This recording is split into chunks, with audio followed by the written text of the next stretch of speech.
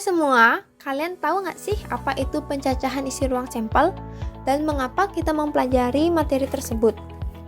Nah, pada kesempatan kali ini kami akan menyampaikan materi tentang pencacahan isi ruang sampel tersebut. Sebelum itu, saya Putu Dinda Laksimtamayuli, absen 6 sebagai pembicara pertama dan rekan saya Imade Refat Randani nomor absen 13 sebagai pembicara kedua. Nah, yang pertama yaitu pengertian secara umum dari kaidah pencacahan. Kaidah pencacahan adalah sebuah aturan untuk mengetahui banyaknya objek atau kejadian tertentu yang muncul. Kaidah pencacahan ini bertujuan untuk membantu dalam memecahkan masalah untuk menghitung berapa banyaknya cara yang mungkin terjadi dalam suatu percobaan. Kaidah pencacahan meliputi aturan pengisian tempat, permutasi, dan kombinasi. Namun, pada materi ini kita akan membahas tentang aturan penjumlahan, aturan perkalian, permutasi, dan kombinasi. Selanjutnya yaitu konsep dasar pencacahan. Salah satu prinsip dasar yang mendasari perkembangan probabilitas, terutama yang terkait dengan masalah penghitungan, adalah konsep dasar pencacahan.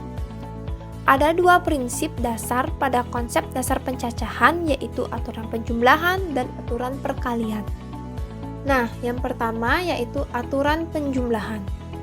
Kaidah penjumlahan menganut prinsip umum bahwa keseluruhan sama dengan jumlah dari bagian-bagiannya. Secara umum, kaidah penjumlahan dijelaskan sebagai berikut.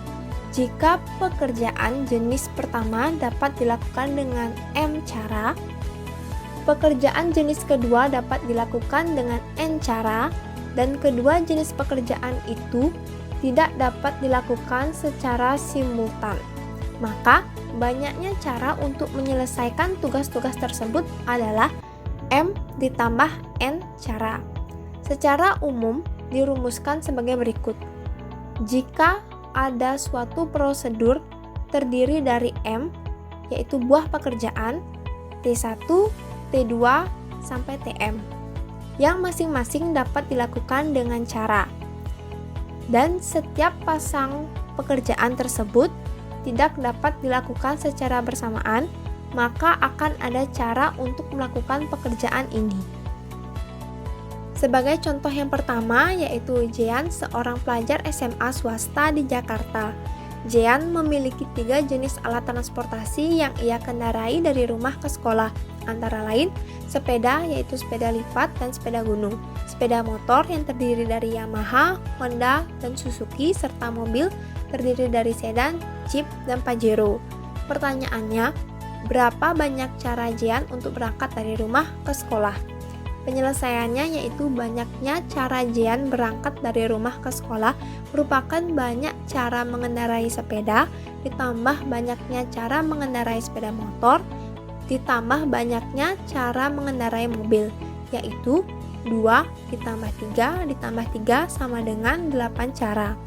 Jadi, banyaknya cara Jean untuk berangkat dari rumah ke sekolah yaitu ada 8 cara. Contoh kedua yaitu di dalam suatu laboratorium komputer ada 4 printer jenis LaserJet dan 6 printer jenis DeskJet. Jika seorang praktikan diperbolehkan menggunakan kedua jenis printer tersebut, maka ada 4 ditambah 6 sama dengan 10 printer yang bisa dipilih untuk dipakai. Yang kedua ada aturan perkalian. Secara umum dirumuskan sebagai berikut. Jika suatu prosedur dapat dipecah menjadi 2 tahap, dan jika tahap pertama menghasilkan M keluaran yang mungkin, dan masing-masing keluaran dilanjutkan ke tahap kedua dengan N keluaran yang mungkin, maka prosedur tersebut akan menghasilkan M dikali N keluaran yang mungkin. Sebagai contoh, seorang mahasiswa diminta memilih suatu mata kuliah dari 5 mata kuliah pilihan, yaitu A, B, C, D, dan E. Mahasiswa tersebut juga dapat memilih satu jadwal dari 3 jadwal yang telah disediakan, yaitu hari Kamis dilambangkan dengan K, Jumat dilambangkan dengan J, atau Sabtu dilambangkan dengan S. berapa cara pemilihan yang dapat diambil oleh mahasiswa tersebut.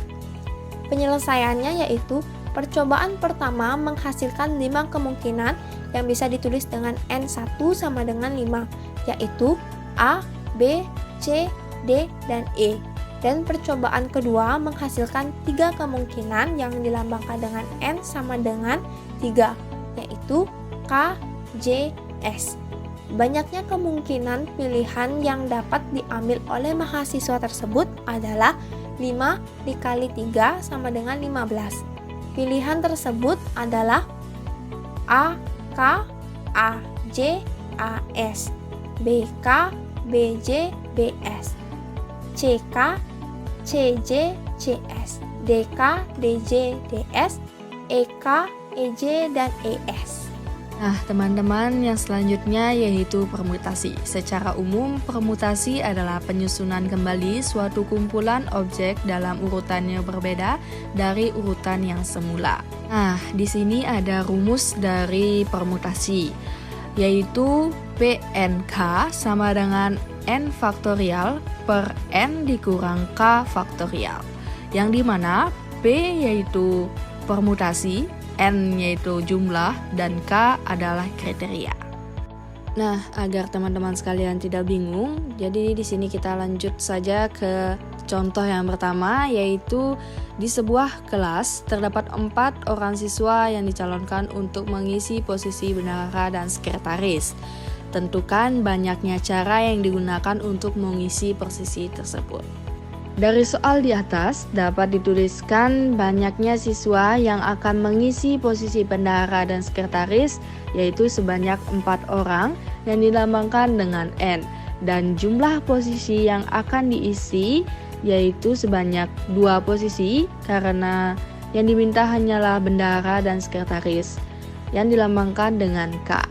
Sehingga dapat dimasukkan ke dalam rumus permutasi, yaitu PNK sama dengan N faktorial per dalam kurung N dikurang K tutup kurung faktorial. Sehingga P 4,2 sama dengan 4 faktorial per dalam kurung 4 dikurang 2 faktorial. 4 faktorial yaitu 4 dikali 3 dikali 2 dikali 1 per hasil dari pengurangan 4 dikurang 2 yaitu 2 faktorial. 2 faktorial yaitu 2 dikali 1. Sehingga didapat 24 per 2 dan hasilnya 12. Jadi terdapat 12 cara untuk mengisi posisi tersebut. Contoh kedua, berapakah banyaknya bilangan yang dibentuk dari 2 angka berbeda yang bisa kita susun dari urutan angka 4, 8, 2, 3, dan 5? Nah, teman-teman, pernyataan di atas bisa disimpulkan sebagai permutasi yang terdiri dari 2 unsur atau K dan N-nya adalah 5 karena banyaknya susunan urutan angka terdiri dari 5 unsur. Sehingga bisa dimasukkan ke dalam rumus permutasi yaitu P 5, 2 sama dengan 5 faktorial per 5 dikurang 2 faktorial sama dengan 5 faktorial yaitu 5 dikali 4 dikali 3 dikali 2 dikali 1 per hasil dari 5 kurang 2 yaitu 3 faktorial 3 faktorial yaitu 3 dikali 2 dikali 1 sama dengan 120 per 6 dan hasilnya adalah 20. Jadi terdapat 20 cara yang bisa dilakukan untuk menyusun bilangan tersebut menjadi 2 angka yang berbeda-beda. Di antaranya 48, 42, 43, 45, 84, 82, 83, 85, 24, 28, 23, 25, 34, 38, 32, 35, 54, 53, dan 52. Yang selanjutnya ada kombinasi. Kombinasi adalah pemilihan objek tanpa memperhatikan urutannya. Nah, teman-teman, di sini dapat diperhatikan bahwa kombinasi berbeda dengan permutasi. Mengapa? Karena kombinasi tidak mementingkan urutan objek, sedangkan permutasi mementingkan urutan objek. Nah, di sini ada rumus dari kombinasi yaitu CNR sama dengan N faktorial per R faktorial dalam kurung N dikurang R faktorial. N dapat diartikan sebagai jumlah objek yang harus dipilih, C yaitu kombinasi, R adalah jumlah yang dibutuhkan. Nah teman-teman, daripada kita bingung dengan rumus kombinasi, kita lanjut saja ke contoh yang pertama, yaitu C82, sehingga dapat dimasukkan ke dalam rumus kombinasi yaitu CNR. Sama dengan N-nya itu ada 8 dan R-nya itu ada 2. Maka 8 faktorial per 2 faktorial dalam kurung 8 dikurang 2 faktorial. Sama dengan 8 faktorial per 2 faktorial dalam kurung 6 faktorial. Sama dengan 8 faktorial itu adalah 8 dikali 7 dikali 6 faktorial per 2 faktorial adalah 2 dikali 1 dalam kurung 6 faktorial. Nah teman-teman, 6 faktorial di atas sama 6 faktorial di bawah itu dapat dicoret ya. Jadi dapat dihasilkan 56 per 2, maka hasilnya adalah 28. Nah teman-teman, kita sudah berada di akhir pembelajaran pada materi pencacahan isi ruang sampel. Materi yang terakhir yaitu ruang sampel. Percobaan adalah kegiatan atau peristiwa yang memberikan sejumlah kemungkinan hasil. Ruang sampel dinotasikan dengan S. Adalah himpunan semua kemungkinan hasil. Banyak anggota ruang sampel dinotasikan dengan NS. Pada percobaan melempar sebuah dadu sebanyak 1 kali, S-nya itu adalah 1, 2, 3, 4, 5, dan 6. NS-nya itu adalah 6. Angka-angka 1, 2, 3, 4, 5, dan 6 disebut titik sampel. Nah, daripada kita bingung, apa sih ruang sampel itu dan bagaimana cara menghitungnya? Kita lanjut saja ke contoh yang pertama. 2 keping logam dilempar secara bersama-sama. Untuk mencari ruang sampelnya, dapat membuat tabel dengan jumlah kolom dan baris sesuai keperluan seperti di bawah ini. Tabelnya sebagai berikut. Pada baris pertama dan uang logam pertama diumpamakan dengan huruf AG. Mengapa 2 huruf? Karena satu uang logam memiliki 2 peluang atau 2 sisi. Begitu juga dengan kolom pertama, yaitu pada uang logam kedua, diumpamakan pada huruf A dan G. Sehingga jika kedua uang logam tersebut dilempar, maka didapat jumlah ruang sampelnya 4, diantaranya AA, AG, GA, dan GG.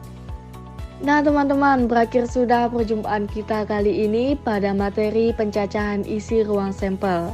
Terima kasih sudah mendengarkannya sampai habis. Mohon maaf jika kami ada salah dalam penyebutan angka, kata maupun bahasa. Semoga apapun yang kami sampaikan dapat memberikan manfaat bagi teman-teman yang sudah mendengarkan. Sekian dan terima kasih. Sampai jumpa.